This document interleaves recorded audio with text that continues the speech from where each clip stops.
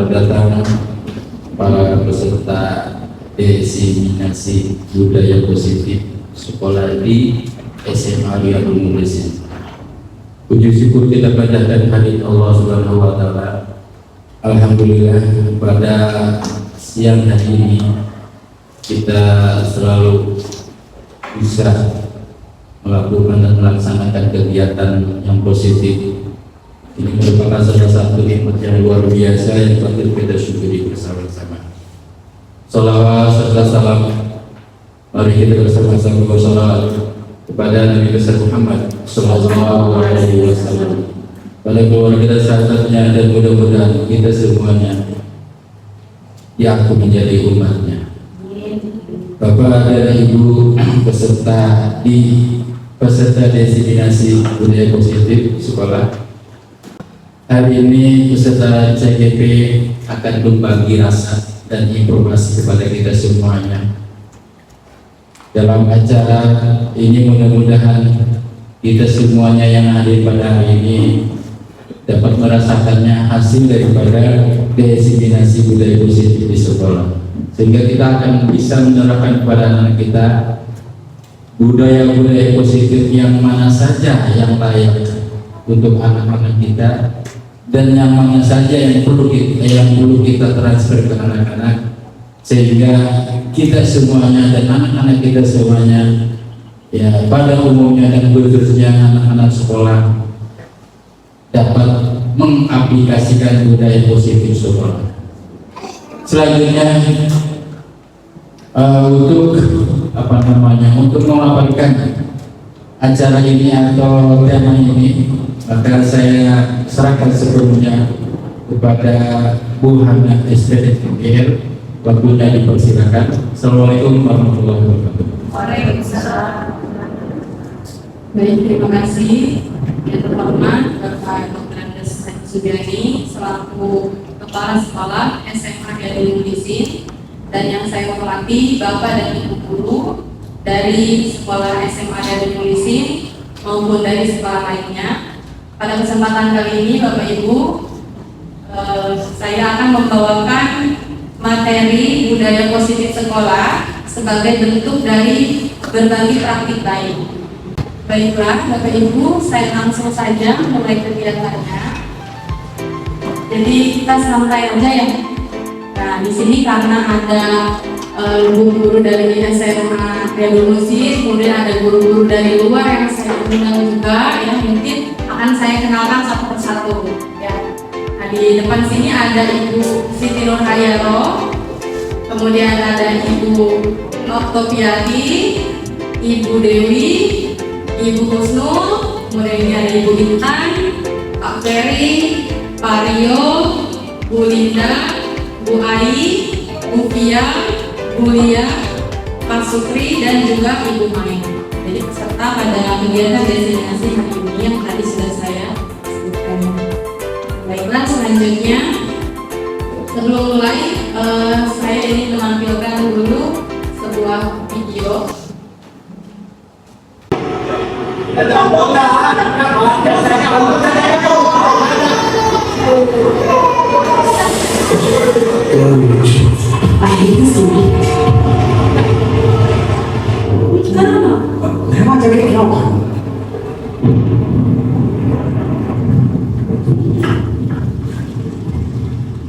कैसी जाने बूंदे आई, जाने कैसा दर्द लाए, सामने क्या है तेरे, क्यों है तू बता दे।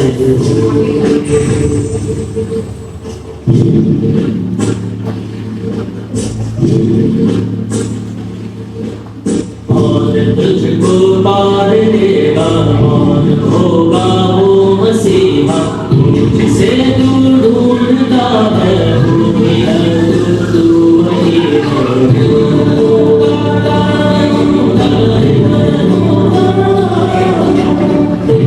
तेरा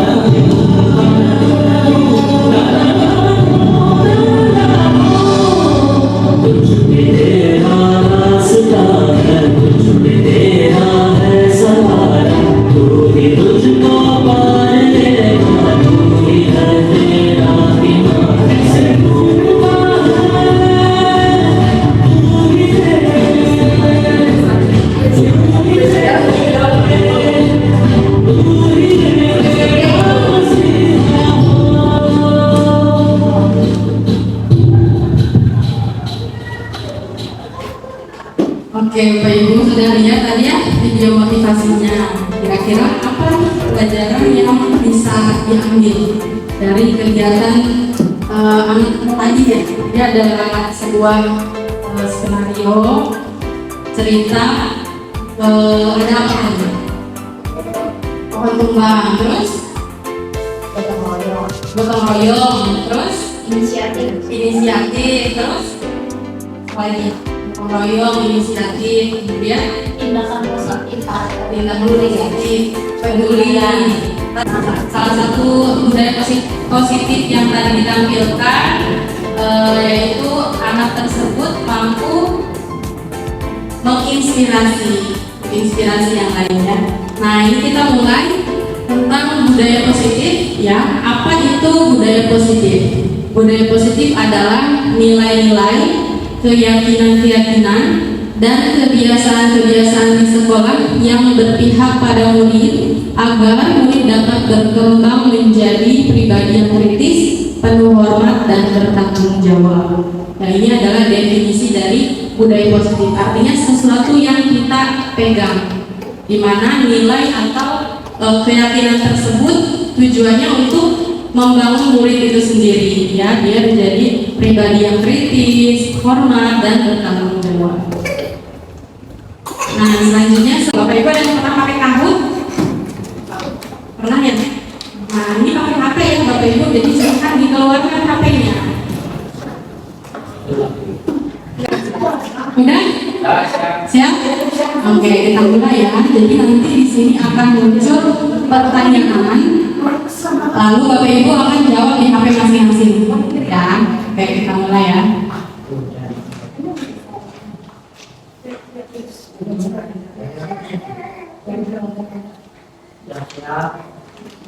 Siap.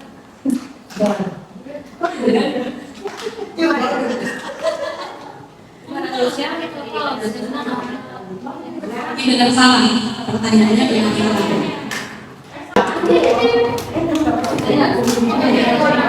Oke.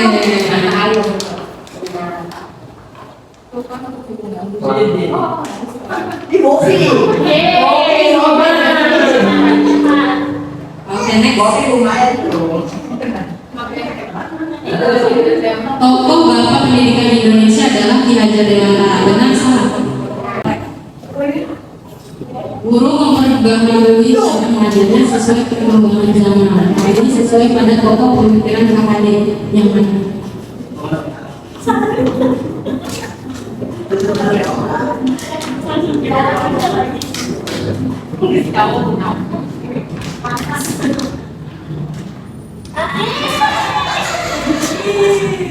Namanya gila gitu.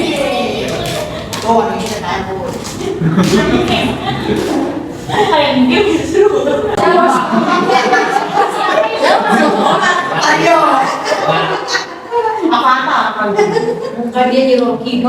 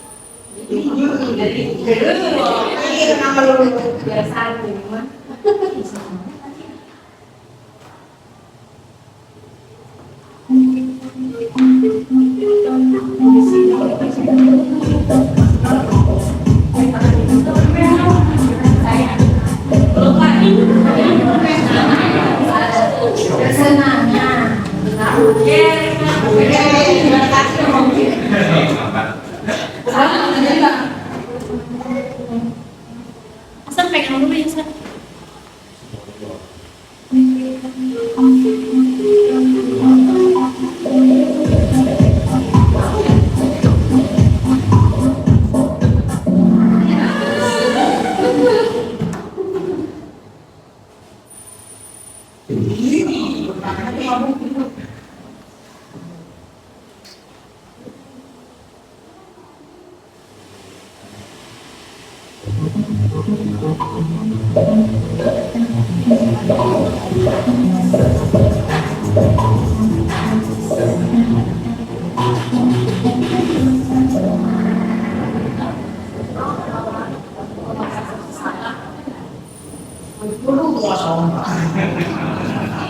Ini pertanyaan kali.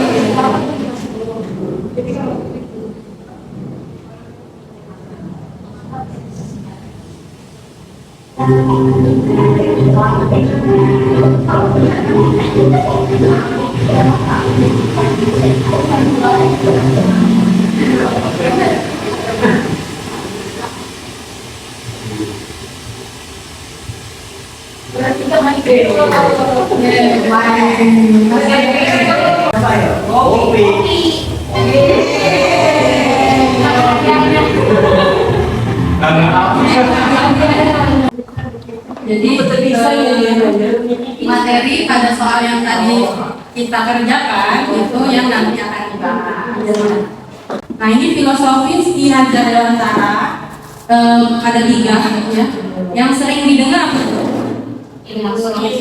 Tuturi Handayani ya.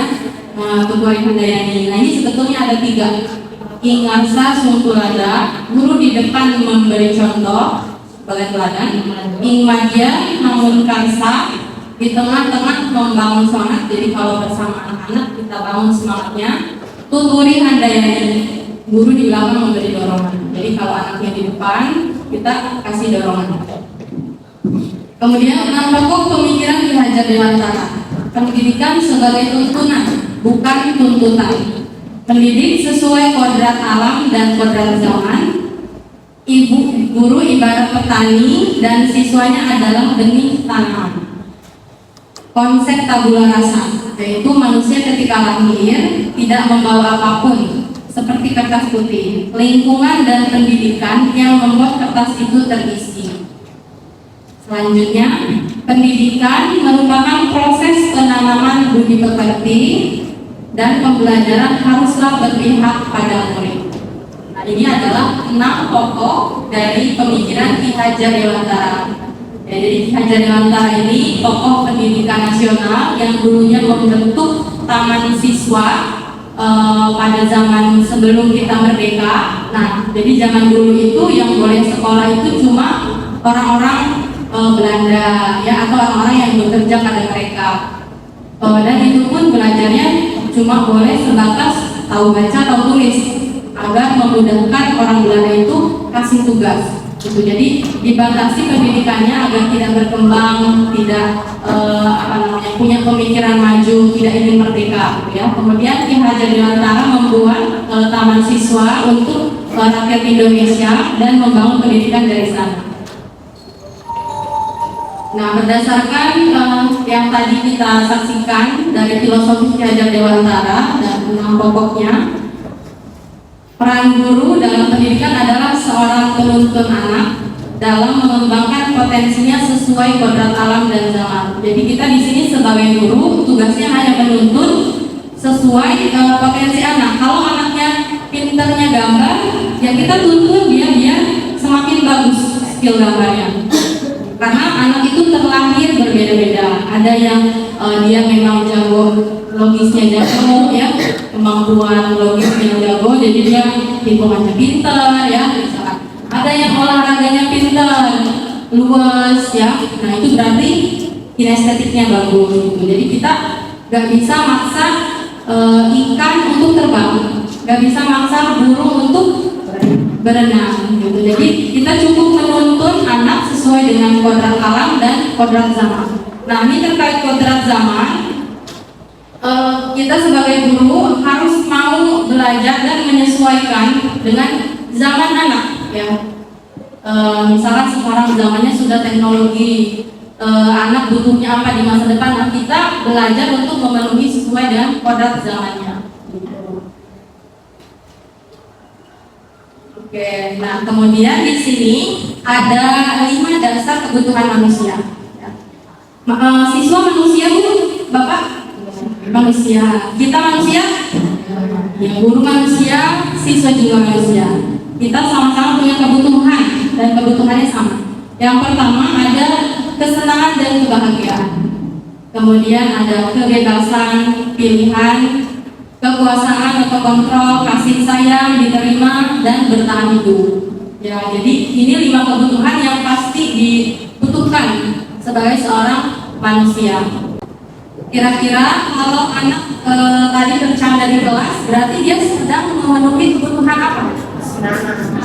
Kesenangan. Ya, jadi anak itu mungkin di kelas jenuh. Nah, berarti kita sebagai seorang guru bisa kasih apa biar anak senang di dalam? Bisa kasih games, ya, atau kasih pembelajaran yang interaktif, yang colorful, yang kelihatan nih, misalkan tadi nonton video atau yang sejenisnya, sehingga anak merasa senang saat belajar. Jadi dia nggak bercanda, fokusnya ke depan seperti itu. Kemudian, nah ini yang tadi, misalkan anak itu bercanda tadi ya, bermain, menjalankan hobi, ini kebutuhan, jadi dia ingin memenuhi kebutuhannya, yaitu kesenangan, kebahagiaan, kebebasan pilihan. Nah, sering ya Bapak Ibu lihat misalkan anak topinya dicoret-coret atau bajunya maunya modelnya seperti apa gitu. Kenapa? Karena mereka mau kebebasan, ya. Kita sebagai manusia suka nggak dijajah? Enggak. Kita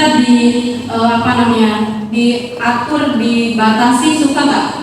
Enggak, ya. Jadi pada dasarnya memang kita butuh kebebasan seperti itu. Nah, jadi anak tadi misalkan berperilaku seperti itu karena dia ada rasa ingin bebas sebetulnya. Nah, tinggal kita sebagai guru mengarahkannya dengan benar. Kemudian kekuasaan atau kontrol. Nah, ini kadang mungkin ada pembulian, ya. Nah, itu bisa jadi karena dia kekurangan rasa kekuasaan. Bisa jadi di rumahnya orang tuanya selalu mendikte, selalu dia tidak pernah dikasih pilihan gitu ya. Jadi langsung terserah orang tua gitu. Nah, sehingga anaknya mungkin di sekolah dia mau mengekspresikan itu karena di rumah tidak dapat, ya. Jadi di sekolah lah dia berlaku. Kemudian kasih sayang, ya, misalkan anaknya mau dipedulikan, curhat-curhat, cari-cari perhatian. Nah, bisa jadi mungkin di rumahnya kita kasih sayang. Kemudian bertahan hidup, ya. Nah, bertahan hidup itu kayak kesehatan, kemapanan, ya, makan minum. Nah, ini adalah bagian dari kebutuhan bertahan hidup. Misalkan anak ada yang ketahuan mencuri makan makanan temannya. Nah, kita nggak boleh langsung marah. Kita tanya dulu. Mungkin dia nggak dapat uang jajan di rumah, dia lapar gitu, tapi dia nggak bisa mengungkapkan keinginannya gitu ya. Akhirnya dia ambil aja gitu. Nah, kita berarti arahkan agar dia paham gitu, bahwa ada norma sosial. Dia lapar tapi ada norma sosial. Kemudian ini adalah 5 posisi kontrol kita sebagai seorang guru, ya. Dalam menghadapi permasalahan murid, seorang guru dapat memposisikan diri menjadi 5 kategori untuk membentuk identitas murid. Di antaranya ada 2 kategori. Ada sikap kita yang membentuk identitas gagal pada murid, dan ada sikap kita yang membentuk identitas sukses pada murid. Nah, pertama, identitas gagal bisa terbentuk dalam diri murid kalau kita bersikap sebagai penghukum dan pembuat rasa bersalah.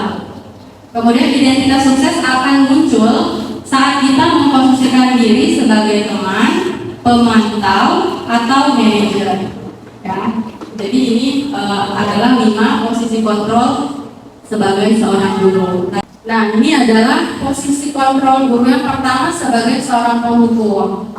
Seorang penghukum bisa menggunakan hukuman fisik maupun verbal.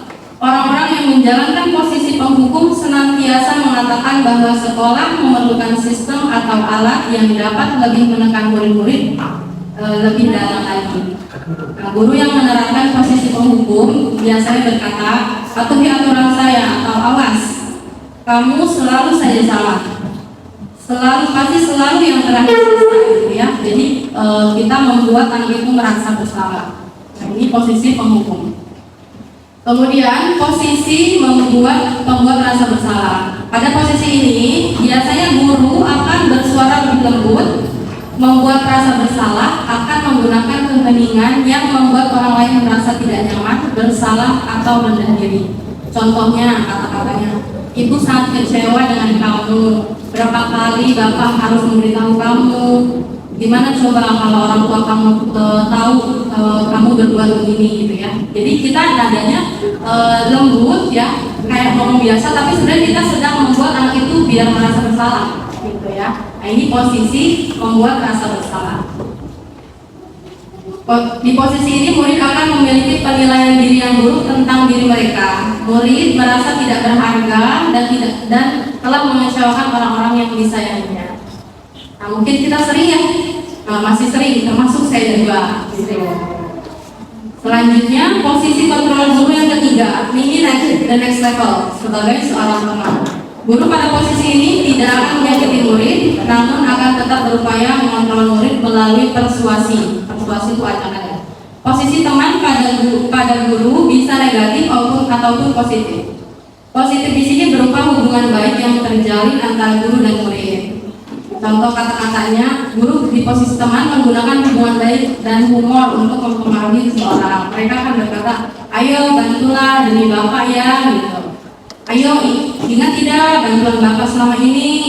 Ayo sudah kali ini, ya sudah kali ini tidak apa-apa. Nanti ibu bantu bereskan. Jadi ini kayak teman gitu ya. Nah ini mungkin level yang lebih halus lagi dibandingkan yang saat ini. Hal yang baik dari posisi teman adalah bila suatu saat guru tersebut tidak membantu, maka murid akan kecewa dan berkata, saya pikir bapak atau ibu teman saya. Murid merasa dikecewakan dan tidak mau lagi berusaha. Hal lain yang mungkin timbul adalah murid hanya akan bertindak untuk guru tertentu dan tidak untuk guru lainnya. Murid akan tergantung pada guru tersebut. Jadi dia hanya respect hanya pada guru-guru yang dianggap sebagai temannya. CS-nya gitu ya. Apa tinggi lagi yaitu posisi pemantau. Memantau berarti mengawasi. Pada saat kita mengawasi, kita bertanggung jawab atas perilaku orang-orang yang kita awasi. Posisi pemantau berdasarkan pada peraturan-peraturan dan konsekuensi. Dengan menggunakan sanksi atau konsekuensi, kita dapat memisahkan hubungan pribadi kita dengan murid.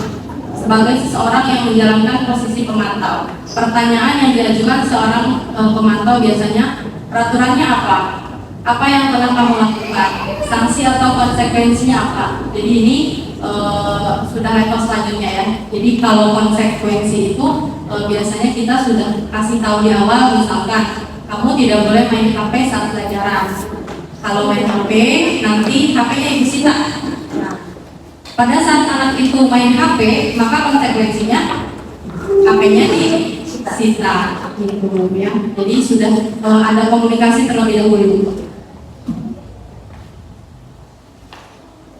Pada posisi pemantau, teori stimulus respon yang menunjukkan tanggung jawab guru dalam mengontrol murid. Nah ini posisi yang paling tinggi ya, ini posisi yang paling bagus, yaitu posisi manajer namanya. Manajer adalah posisi di mana guru berbuat sesuatu bersama murid, mempersilahkan murid mempertanggungjawabkan perilakunya, mendukung murid agar dapat menemukan solusi atas permasalahannya sendiri. Di manajer, murid diajak untuk menganalisis kebutuhannya sendiri maupun kebutuhan orang lain. Di sini penekanan bukan pada kemampuan membuat konsekuensi, namun dapat berkolaborasi dengan murid bagaimana memperbaiki kesalahan yang ada. Contohnya, misalkan anak itu mukul temannya, kemudian kita ajak ngobrol, kita akan tanya keyakinan dia. Menurut kamu memukul itu tindakan yang baik tidak? Nanti anak akan berpikir tidak, berarti dia sudah punya keyakinan. Tidak, menurut saya tidak. Nah, mungkin dia sedang emosi atau apa akhirnya memukul gitu ya. Tapi dalam dirinya itu dia tahu memukul itu tidak baik gitu ya. Nah, kemudian kita bisa tanya, memangnya kamu mau jadi seorang pemukul nanti? Kalau udah besar maunya jadi pemukul atau gimana gitu ya? Nanti dia akan berpikir jauh. Oh saya bukan orang seperti itu. Nah dia akan mengevaluasi dirinya secara mandiri gitu ya. Tugas seorang manajer bukan untuk mengatur perilaku seseorang. Kita membimbing murid untuk dapat mengatur dirinya Seorang manajer bukan memisahkan murid dari kelompoknya, tapi mengembalikan murid tersebut ke kelompoknya dengan lebih baik dan lebih kuat. Nah, setelah mengetahui 5 posisi kontrol, kita berefleksi. Kira-kira sering berada di posisi mana nih kita berefleksi? Berarti kita berkaca pada diri sendiri ya. Sedangkan kita memposisikan diri untuk membentuk identitas siswa yang sukses. Tadi yang siswa sukses ada berapa posisi? Ada 3. Posisi apa? Teman, pemantau, dan manajer. Kemudian posisi gagal, penghukum, dan pembuat rasa bersalah. Nah, ini identitasnya ya. Identitas apa yang kita ingin bangun pada diri anak? Tadi ada 2, identitas gagal dan identitas sukses. Jadi kalau identitas gagal itu bentuknya hukuman, ya, menyakitkan, sesuatu yang menyakitkan harus terjadi. Tidak nyaman untuk murid, korban mendapat keadilan, anak tersakiti, murid tersakiti, perilaku pasif agresif menikah. Jadi kalau kita omelin, dia mungkin sekali kita omelin dia terima, nanti kedua, ketiga dia ada melawan. Ya, pernah ya anak diomelin terus dia melawan. Nah itu dia agresif. Jadi meningkat sebetulnya agresivitasnya. Sistem tidak akan berjalan bila murid tidak takut. Jadi sistemnya anak itu harus takut, baru peraturan itu berjalan, kedisiplinan itu berjalan kalau anak itu takut, gitu ya. Berlaku hanya pada sebuah institusi, tidak berlanjut pada kehidupan nyata. Jadi anak misalkan dia disiplin, ya cuma waktu sekolah aja. Jadi nilai disiplin dia karena dia takut dan cuma di sekolah itu. Mungkin kalau dia keluar di jalanan, ya dia nggak disiplin. Ya, jadi karena itu dari luar, bukan dari dia. Nah, untuk yang sukses di sini kita punya 2 opsi. Yang pertama konsekuensi dan yang kedua namanya restitusi. Ini yang paling bagus, restitusi. Ya, kalau konsekuensi posisinya netral. Sesuatu harus terjadi. Jadi kalau anak salah, ya harus ada yang terjadi gitu. Entah dia dikasih konsekuensi apa gitu ya. Tidak nyaman untuk murid dalam jangka waktu pendek ya. Misalkan kalau yang tadi hukuman kan tidak nyaman untuk murid dalam jangka waktu panjang. Misalkan kita marahi murid, kemudian dia sakit hati seminggu, 2 minggu, sebulan, setahun, pasti enggak perasaan dia kembali lagi dulu, dia senang lagi sama guru tersebut. Belum tentu ya. Mungkin ada sampai dia udah kerja, bisa jadi ya.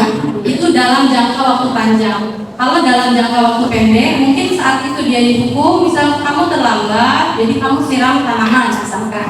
Ya udah dia nyiram tanaman mungkin kesel, tapi setelah nyiram tanaman ya sudah, itu dia nggak ada dendam karena gurunya nggak ngomel, gurunya cuma bilang ini konsekuensi kamu terlambat, gitu ya.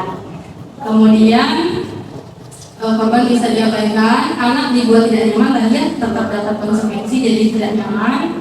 Hanya penguatan hanya bertahan dalam jangka waktu pendek, itu karena konsekuensi ya pada saat dia salah saja. Kemudian memerlukan monitoring dan supervisi terus-menerus. Jadi kita harus terus pantau kalau baru ada di level konsekuensi. Jadi anak itu yang mengikuti aturan itu karena dia nanti kalau telat begini. Kemudian untuk restitusi ini pilihan ya. Jadi kita memberikan pilihan kepada anak saat dia berbuat salah ya. Menguatkan anak dalam jangka waktu panjang karena tadi kan menggali nilai-nilai dia. Jadi dia itu berpikirnya itu hari ini dan nanti dengan nilai atau prinsip yang dia pegang. Korban mendapat ganti, murid atau anak mendapatkan penguatan, masalah terpecahkan. Murid belajar bertanggung jawab untuk perilakunya. Fokus pada pemecahan masalah dalam jangka waktu panjang. Kemudian ini contoh pertanyaannya, apa yang kamu yakini, apa yang bisa kamu lakukan untuk memperbaiki masalah ini. Jadi kita menanyakan kepada murid tersebut, kamu mau melakukan apa agar masalah ini selesai, seperti itu. Murid dapat menghormati dirinya dan orang lain. Kemudian di sini masih lanjutannya. Kita Bapak Ibu siap untuk restitusi? Insya Allah. pelan-pelan. Kalau kita masih ada di posisi hukuman, kita ganti ke konsekuensi. Gitu ya. Nanti konsekuensi sudah, kita mau naik level lagi, masuk ke restitusi. Restitusi adalah tentang memperbaiki hubungan dan memperkuatnya. Ya, jadi anak itu nggak akan benci sama kita kalau kita menghadapi masalah mereka dengan restitusi. Restitusi juga membantu murid dalam hal mereka ingin menjadi orang seperti apa dan bagaimana mereka ingin diperlakukan.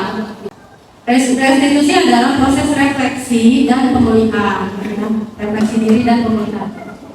Menciptakan kondisi yang aman bagi murid untuk menjadi jujur kepada diri mereka sendiri dan mengevaluasi dampak dari tindakan mereka pada orang lain. Ketika proses pemulihan dan evaluasi diri telah selesai, mereka bisa mulai berpikir tentang apa yang bisa dilakukan untuk menebus kesalahan mereka kepada orang yang menjadi korban. Ya, misalkan anaknya berantem, ya, nah itu kita restitusi. Misalkan anak yang mukulnya, nanti dia punya kesadaran sendiri untuk apa yang mau saya lakukan. Gitu. Dan kegiatan ini restitusi kadang tidak sekali berhasil, kadang berkali-kali. Gitu. Tergantung kebutuhan anaknya. Tapi intinya kita pakai cara restitusi untuk menghadapi masalah.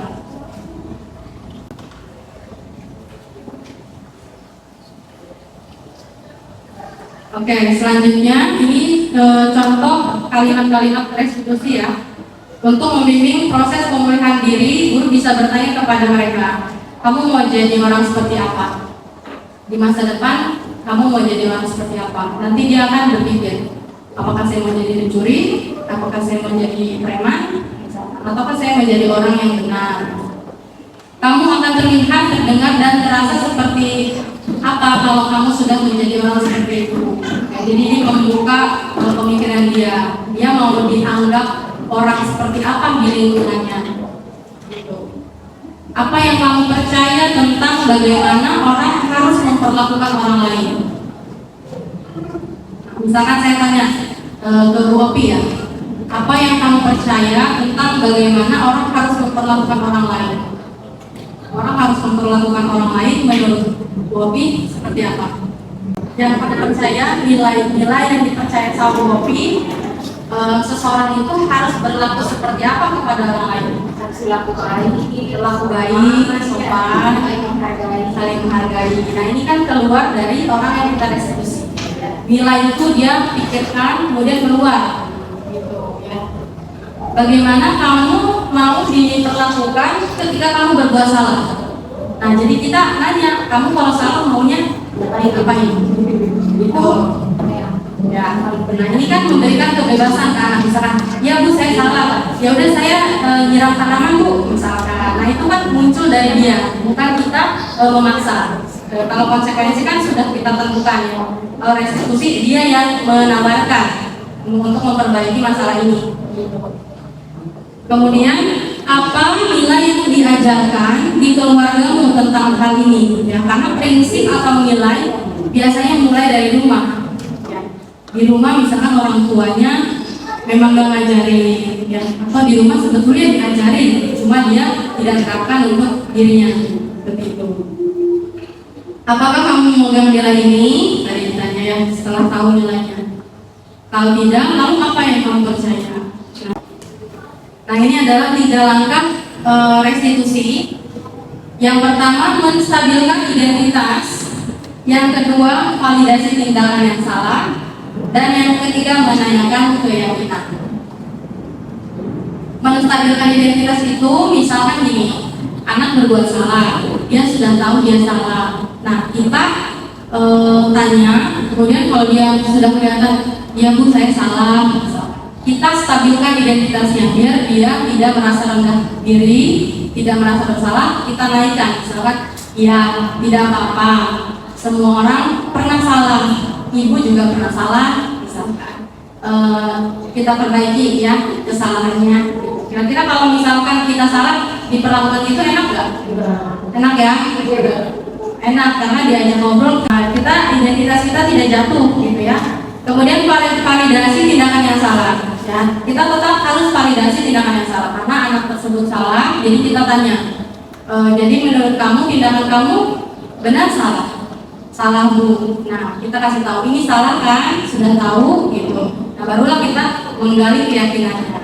Apakah menurut kamu apakah misalkan memukul orang lain itu sesuatu yang baik? Nanti kita gali lah keyakinannya, baru kita minta anak itu jadi gimana untuk menyelesaikan masalah ini. Kamu maunya gimana? Misalnya, ya Bu saya minta maaf. Ya sudah berarti anaknya yang minta maaf. Kita cuma mengarahkan aja. Jadi semua ide atau tindakan anak keluar dari mereka sendiri. Gitu. Oke, selanjutnya ini teori motivasi. Ya, jadi motivasi itu ada dua tadi. Tadi waktu kuis ada hadiah dan hukuman ya. Siapa yang jawab hadiah itu baik? Siapa yang jawab hadiah baik? Ada. Oke ya. Nah, jadi ternyata hadiah dan hukuman itu sama-sama faktor eksternal namanya. Jadi faktor luar. Kalau hukuman kita mungkin udah tahu ya itu misalkan nggak baik, tapi kalau hadiah selama ini mungkin kita tahunya baik gitu. Ternyata kurang baik ya. Nah, jadi karena hadiah dan hukuman adalah motivasi ekstrinsik ya, atau motivasi yang berasal dari luar gitu. Jadi misalkan nih kalau anak itu biasa berprestasi karena kita udah ini misalkan ada anaknya, kamu juara 1 ya, nanti mama beliin sepeda. Nah itu akan membentuk motivasi dalam diri anak. Ya dia mengejar prestasi juara 1 karena dia mendapat sepeda. Waktu sepedanya nggak ada, bisa jadi dia marah, ngambek, nggak mau belajar lagi, gitu. Ya, atau kamu belajar, mau kan nanti kalau nggak juara 1 mama hukum, misalkan. Nah sama, jadi dia belajar dengan yang karena memenuhi yang hukuman itu, biar nggak dapat hukuman, gitu. Nah yang terbaik adalah memunculkan motivasi intrinsik. Jadi dalam diri anak itu keluar sendiri. Dia tuh pengen belajar bukan karena mamahnya, bukan karena bapaknya, tapi karena dia tahu dia mau jadi orang seperti apa, dia punya nilai apa, dia mau kerjakan itu. Gitu. Kira-kira ibu-ibu, bapak-bapak kalau punya anak itu enak gak tuh hidupnya? Anaknya tuh berjalan sendiri, nggak usah diomelin, nggak usah diingetin boleh. Gitu. Ya, jadi pasti lebih enak ya. Kita nggak usah capek-capek tuh, anaknya udah punya motivasi sendiri, gitu. Nah, PR-nya adalah memunculkan motivasi intrinsik itu dari dalam. Gimana caranya? Ya itu digali ya. Salah satunya dengan metode restitusi, segitiga restitusi. Jadi tujuan dari restitusi adalah memunculkan motivasi intrinsik siswa atau murid. Gitu. Kita ambillah contoh, misalkan anak jalan di jalanan naik motor, ya, kemudian ada lampu merah, ada polisi, terus dia berhenti. Nah, suatu waktu dia jalan lagi naik motor di lampu merah, nggak ada polisi, jalan aja. Nah, kira-kira berarti dia motivasinya karena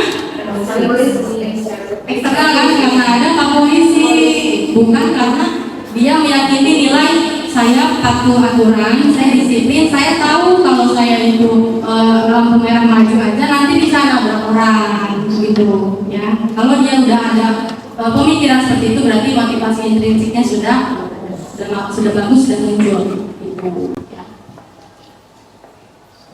Oke, nah ini keyakinan sekolah kita. Sekarang Bapak Ibu buka HP-nya.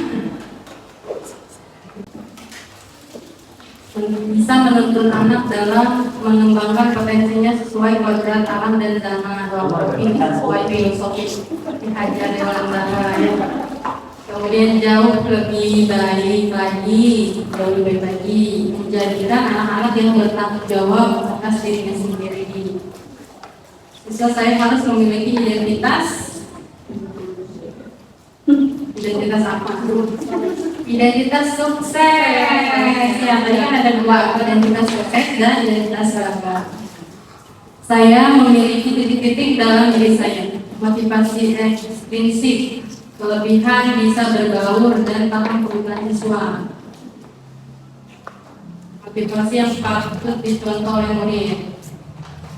Dan saya dapat menjadi guru yang titik-titik untuk siswa saya. Ini yang kita coba mungkin ya. Jadi guru yang memotivasi, dicintai, dan dihormati. Dihormati dan dicintai, disenangi, dimotivasi. Budaya positif merupakan hal yang baik dan penting, wajib. Penting dan wajib. Oke, sudah selesai isi padatnya ya.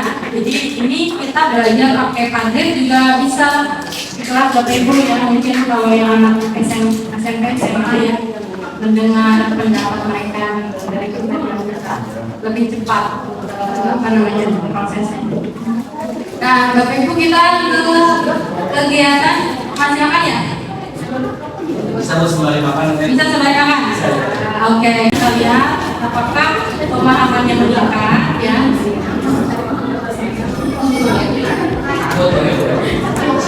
Kalau tadi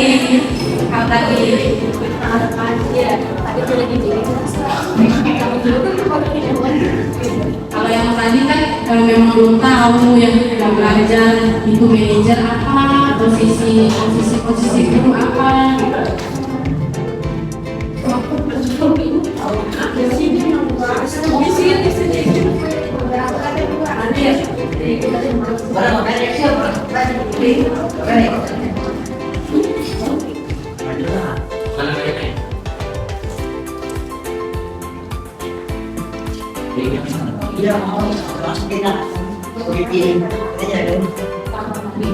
Ya, ini adanya ya. Banyak pingin. Bagus semua ya, kamu ya. Sekarang kita mulai tulisnya.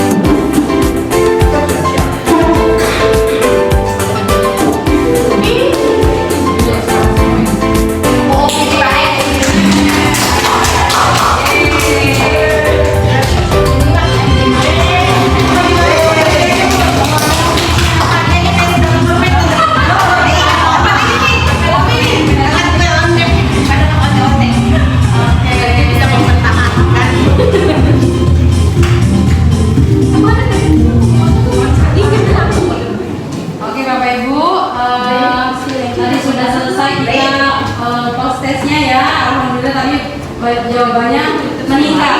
Lebih banyak yang betul begitu ya. Karena sudah selesai materi tentang budaya positifnya. Nah, untuk penutup mungkin saya mau meminta tanggapan dari salah satu atau salah dua yang peserta mengenai kegiatan hari ini gitu ya. Ya, setelah mempelajari materi yang telah disampaikan Bu Hana, jadi saya mulai terbuka ya Bu ya, karena kan saya tuh termasuknya mungkin termasuk ke dalam guru yang identitas gagal gitu. Dan sekarang ternyata apa yang selama ini saya lakukan kayak menghukum dan memberi hadiah emang tidak baik. Maka saya akan mencoba selanjutnya itu menjadi identitas sukses gitu ya. Dan terima kasih. Oke, terima kasih Bobi, kita kasih tepuk tangan. Dan selanjutnya satu lagi dari Bu Lia mungkin ya.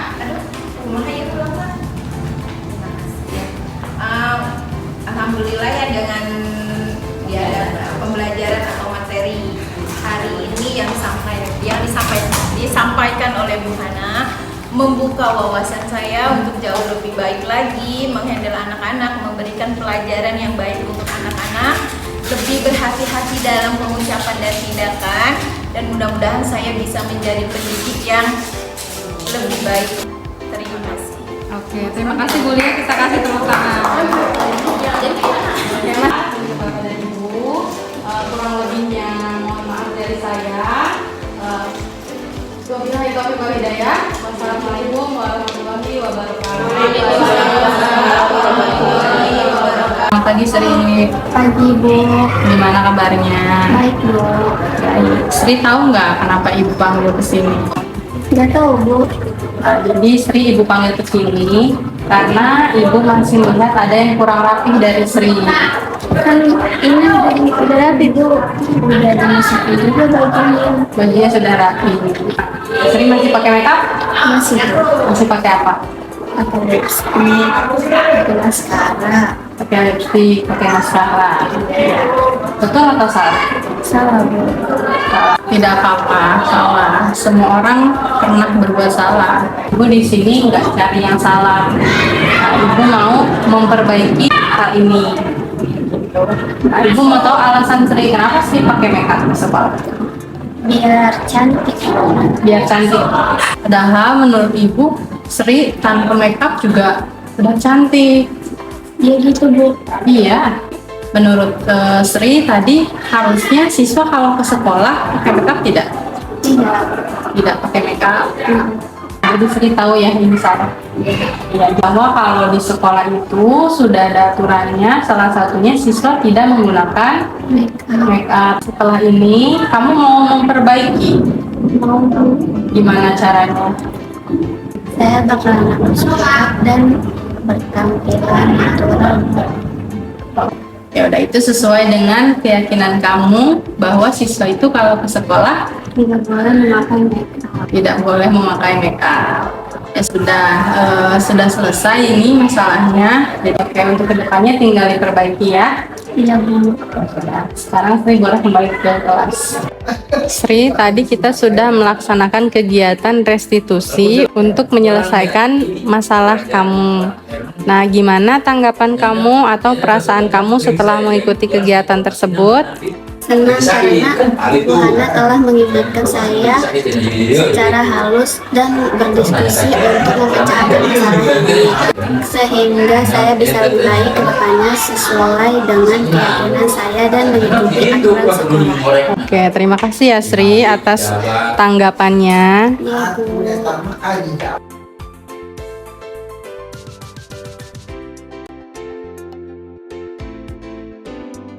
Oke, assalamualaikum warahmatullahi wabarakatuh. Apa kabar anak-anak?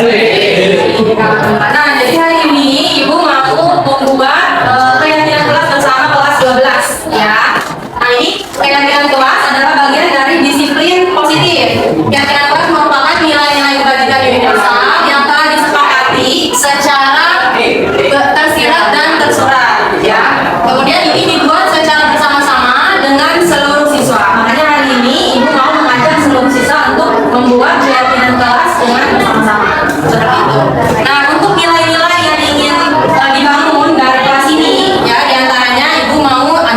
keimanan, rapihan, kebersihan, disiplin, saling menghormati, mandiri, dan bertanggung jawab. Oke, yaudah sekarang dikeluarkan bukunya, kemudian ditulis dulu aja, nanti kita kumpulkan ke depan ya untuk nilai-nilai yang kalian yakini. Oke, mulai dari nilai yang pertama, nilai keimanan ya. Misalkan kalimatnya siswa harus berdoa bagi hari kehidupan. Jadi bagi kalimat yang nantinya jadi peraturan kelas gitu ya. Pernah lihat ya peraturan sekolah misalkan siswa harus berpakaian rapi. Setelah ini ibu akan panggil perwakilan untuk menuliskan di sini kalimat-kalimat untuk keyakinan kelas kalian. Jadi nanti yang disepakati ini itu menjadi nilai dari kelas ini disepakati. Oh berarti di kelas ini tidak boleh sampah sembarangan.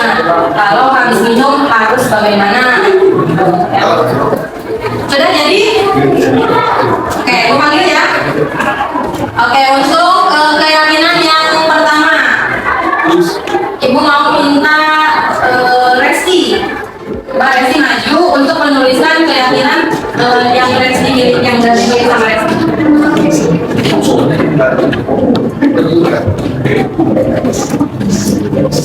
Poin yang keimanan ya.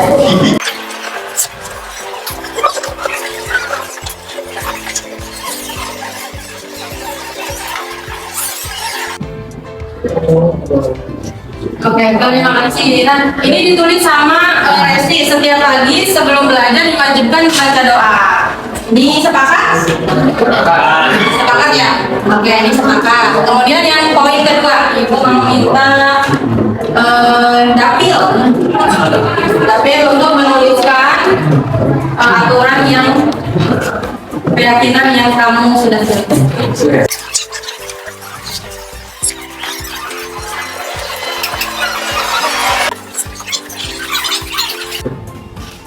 Terkait kedisiplinan, kira-kira kalau kedisiplinan tadi kaitannya dengan apa?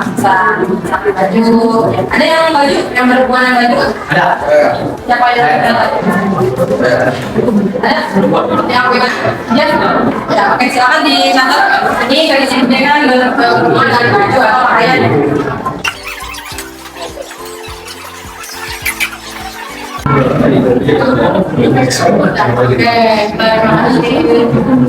Selanjutnya terkait poin saling menghormati. Siapa yang mau maju? Poin saling menghormati.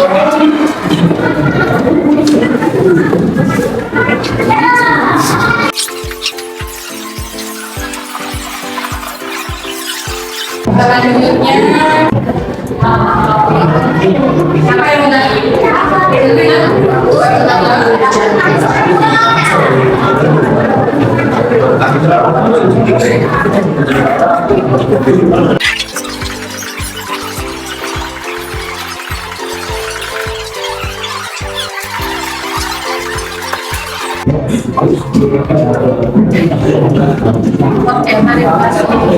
Nah, kita lihat lagi ke depan ya. Jadi ini keyakinan kelas ya, baru saja dituliskan oleh teman-teman di kelas 12 ini sebagai perwakilan. Jadi itu akan bahas satu mulai dari poin 1. Setiap pagi sebelum belajar diwajibkan membaca doa.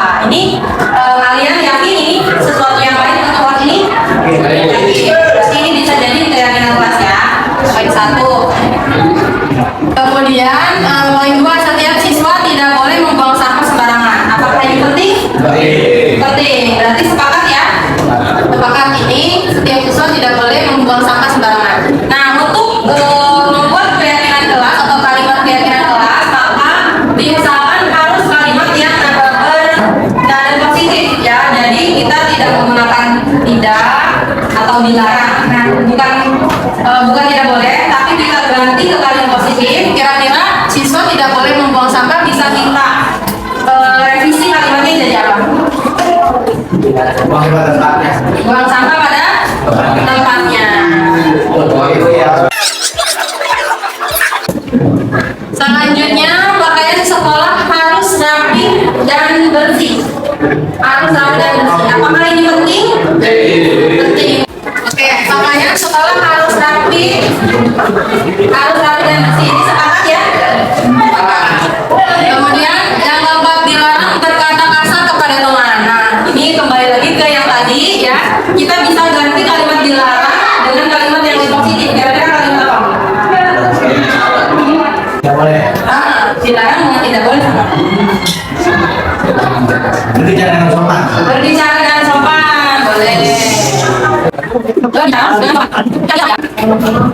Selanjutnya yang kelima, ketika tidak sengaja menumpahkan air harus bertanggung jawab untuk membersihkannya. Nah, ini kalimatnya sudah bagus, kalimat arahan, tapi kita bisa persempit lagi biar lebih panjang. Apa kira-kira? Bertanggung jawab jika Bukan yang salah. Bukan yang salah.